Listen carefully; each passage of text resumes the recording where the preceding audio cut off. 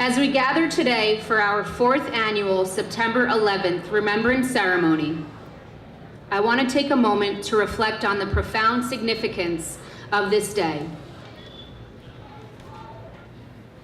September 11th, 2001 is a day that changed our nation and our world forever. We remember the nearly 3,000 lives lost in the attacks, and we honor the bravery of the first responders and everyday citizens who risked everything to save others. I will never forget being in middle school, living less than 30 minutes away from Lower Manhattan. I witnessed the shock and confusion that spread through my classmates and teachers as we tried to understand what was happening. One classmate's father worked in the second tower. Even though they were told not to leave, he made a decision to get out in time, and thankfully he survived. The fear, the uncertainty, and the relief from that day are feelings I will never forget. As we remember those who were taken from us and those still affected, let us also reflect on how we can carry forward the values of unity, compassion, and service. We can honor these sacrifices by fostering kindness and respect within our school and community every day. Thank you all for being here, for remembering, and for ensuring that we never forget the lessons and the legacies of September 11th. I would now like to introduce Dulce Maria Gil Hernandez. She will be singing the national anthem.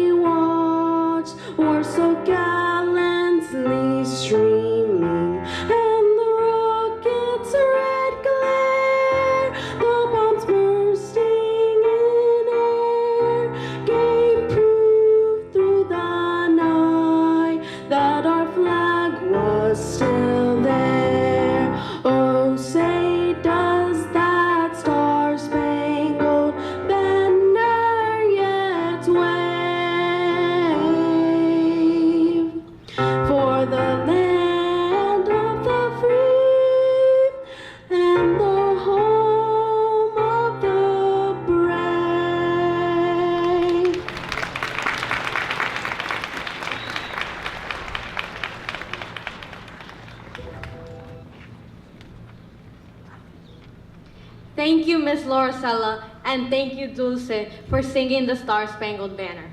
Good morning, everyone, and thank you for joining us for this somber occasion.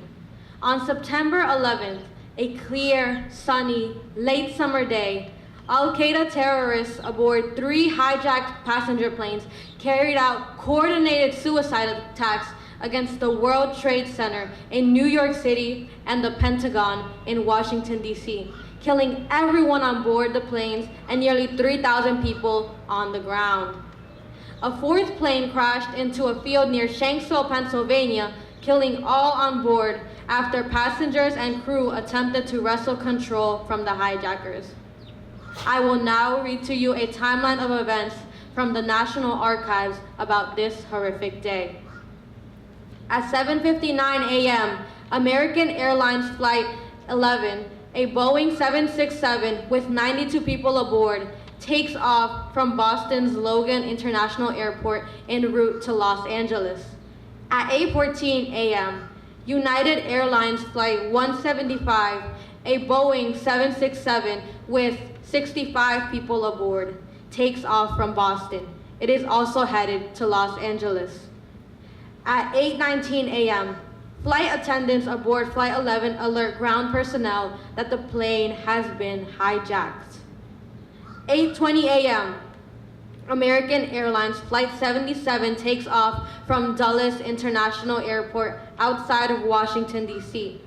The Boeing 757 is headed to Los Angeles with 64 people aboard.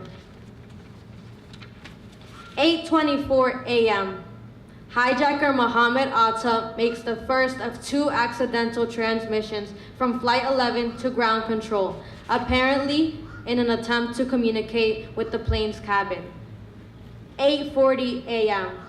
Air traffic controllers at the Federal Aviation Administration, FAA, alert North American Aerospace Defense Command, NORAD's Northeast Air Defense Sector needs about the suspected hijacking of Flight 11. In response, needs located at Cape Cod's Otis Air National Guard Base to locate and tail Flight 11. They are not yet in the air when Flight 11 crashes into the North Tower. 8:41 a.m. United Airlines Flight 93, a Boeing 757 with 44 people aboard, takes off from Newark National Airport en route to San Francisco. It had been scheduled to depart at 8 a.m. around the time of other hijacked flights. 8:46 a.m. Hijackers aboard American Airlines Flight 11 crashed the plane into floors 93 to 99 of the North Tower of the World Trade Center, killing everyone on board and hundreds inside the building. 8:47 a.m. Within seconds, NYPD and FDNY forces dispatch units to the World Trade Center, while Port Authority Police Department officers on site begin immediate evacuation of the North Tower. 8:50 a.m. White House Chief of Staff Andrew Card alerts President George W. Bush that a plane has hit the World Trade Center. The president is visiting an elementary school in Sarasota, Florida at the time. 9:02 a.m. After initially instructing tenants of the World Trade Center's South Tower to remain in the building, Port Authority officials broadcast orders to evacuate both towers via the public address system. An estimated 10,000 to 14,000 people already in the process of evacuating. 9:03 a.m. Hijackers crash United Airlines Flight 175 into floors 75 to 85 of the World Trade Center's South Tower, killing everyone on board and hundreds inside the building. 9:08 a.m. The FAA bans all takeoffs of flights going to New York City or through the airspace around the city. 9:21 a.m. The Port Authority closes all bridges and tunnels in the New York City area. 9:24 a.m.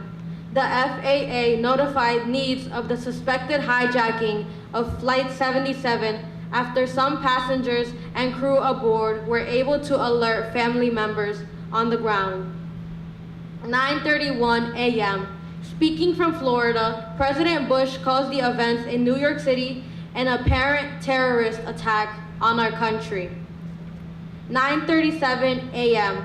Hijackers aboard Flight 77 crashed the plane into the western facade of the Pentagon in Washington, D.C., killing 59 aboard the plane and 125 military and civilian personnel inside the building.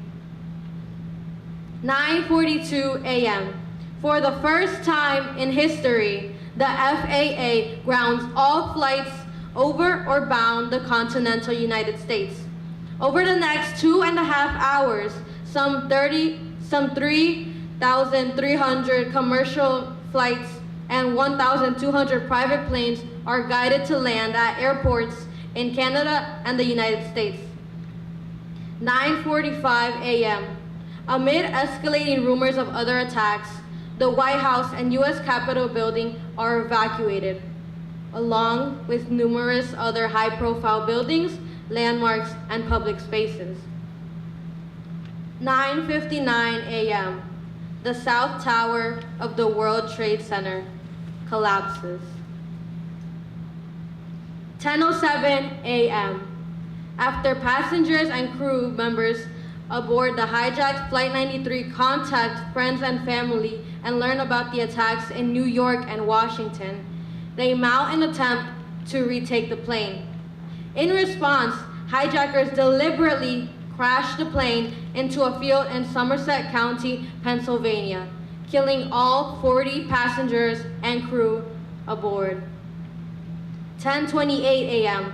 The World Trade Center's North Tower collapses 102 minutes after being struck by Flight 11. 11 a.m. Mayor Rudolph Giuliani calls for evacuation of Lower Manhattan south of Canal Street, including more than 1 million residents, workers, and tourists, as efforts continue throughout the afternoon to search for survivors at the World Trade Center site. 1 p.m. At Barksdale Air Force Base in Louisiana, President Bush announces that U.S. military forces are on high alert worldwide. 2:51 a.m. The U.S. Navy dispatches missile destroyers to New York and Washington, D.C. 5:20 p.m. The 47-story 7 World Trade Center collapses after burning for hours. The building had been evacuated in the morning and there are no casualties, though the collapse forces rescue workers to flee for their lives. It is the last of the towers to fall.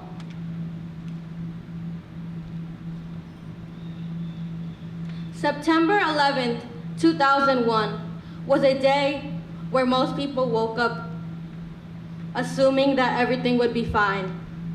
People of this country thought they would go about their normal work routines and life schedules. However, the events that unfolded that day left a knot in many people's stomachs and a hole in many people's hearts. No one knows what will happen tomorrow or even hours from now, but one thing is important. We are surrounded by love. Hate and evil were present that day, but love was as well. First responders showed up to the scene to save as many lives as possible. Strangers comforted each other as they searched for safety. But more importantly, all saw a country that came together and put their differences aside. This is something we rarely have seen in recent years. We may never know what tomorrow holds, but we can live our lives with true intentions to love, to be kind, to help one another, and to accept everyone for their differences. This is what makes the world around us a better place. Remember the actions of love portrayed by those on September 11th, 2001. The traumatic stories, the moments of silence, the singing of our national anthem, the playing of taps, and the American flags being placed in the ground will remind not only the Prep community, but also the Passaic community to never forget what happened and to work to love those around us.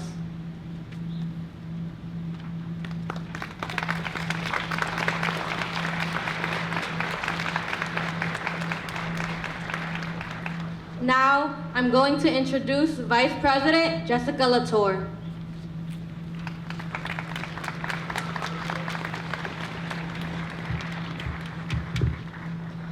Commemorate with the nation from anywhere on September 11th, 2024, as we acknowledge the same big sky connecting all of us. Each year, as we commemorate the anniversary of the day that changed our world forever, the September 11th Museum asks us to join them as we remember the sky. The goal: simply post a photo of the sky wherever in the world you are on September 11th, regardless of the weather. Then, share it on Instagram or another social media platform of your choice with a caption. And more importantly, tag them by including the hashtags Remember the Sky and Never Forget 9/11. This digital commemoration is inspired by the clear blue sky that was present in New York City and across the country on 9/11, as well as by Spencer Finch's monumental art installation in the 9/11 Memorial Museum. His artwork, Trying to Remember the Color of the Sky on That September Morning, is comprised of 2,983 watercolors, each a unique shade of blue, a tribute to the enormity of collective loss and the individuality of each of those who were taken from us too soon. For younger Americans, 9/11 is no longer an experience lived, but history learned. Remember the Sky seeks to engage audiences in meaningful conversation, serving as a bridge between memory of that day and what can be experienced in person. Your participation helps the nation expose a new generation to the lessons learned during and following 9/11, and together we promise never to forget. At this time, I would like to ask everyone to take out their phones and take a picture of the sky. The social media campaign is titled Remember the Sky, and to participate, I ask all of you to post pictures of what your color looks like on September 11th, 2024, with the hashtag Remember the Sky and the hashtag Never Forget 9/11.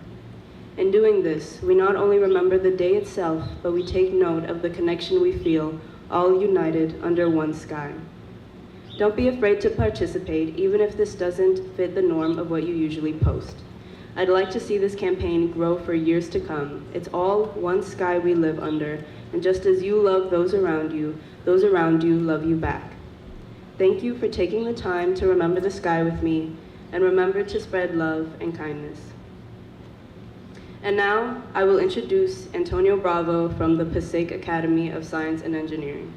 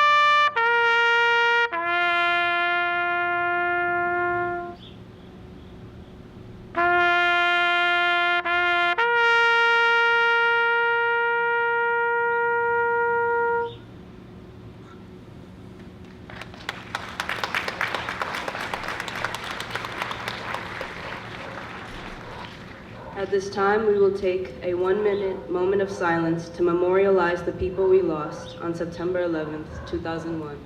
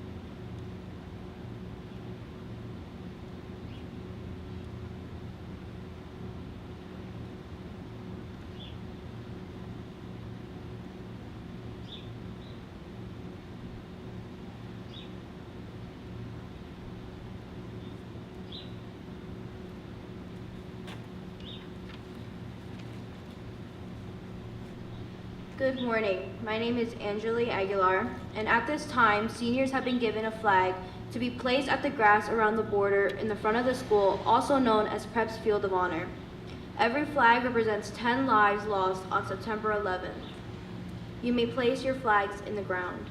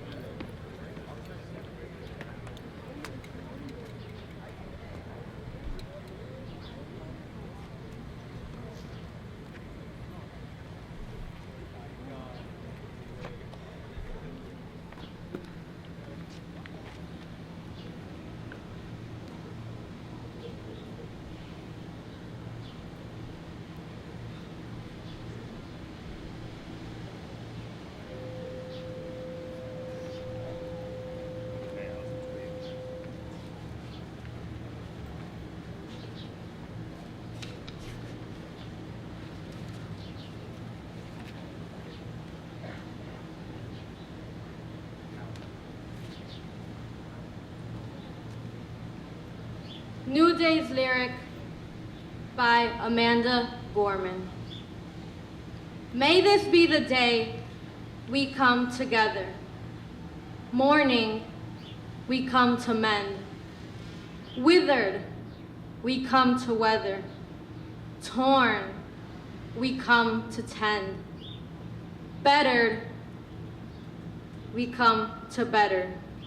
Tethered by this year of yearning, we are learning that though we weren't ready for this, we have been ready by it. We steadily vow that no matter how we are weighed down, we must always pave a way forward. This hope is our door, our portal. Even if we can never get back to normal, someday we can venture beyond it, to leave the known and take the first steps. So let us not return to what was normal, but reach toward what is next. What was cursed, we will cure. What was plagued, we will prove pure. Where we tend to argue, we will agree. Those fortunes we forswore, now the future we foresee. Where we weren't aware, now we're awake. Those moments we missed are now these moments we make. The moments we meet and our hearts, once altogether beaten, now altogether beat. Come, look up with kindness yet, for even solace can be sourced from sorrow. We remember, not just for the sake of yesterday, but to take on tomorrow. We heed this old spirit in a new day's lyric. In our hearts, we hear it. For Auld Lang Syne, my dear, for Auld Lang Syne. Be bold, sang time this year. Be bold, sang time. For when you honor yesterday, tomorrow ye will find. Know what we fought need not be forgot, nor for none. It defines us, binds us as one. Come over, join this day just begun. For wherever we come together, we will forever overcome.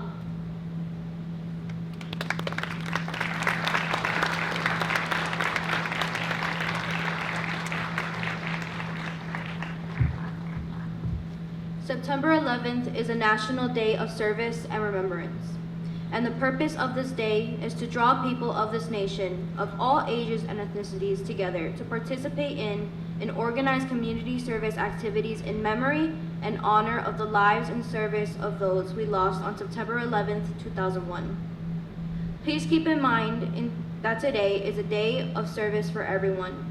People should show kindness to one another, provide a helping hand when needed, and come together in unity.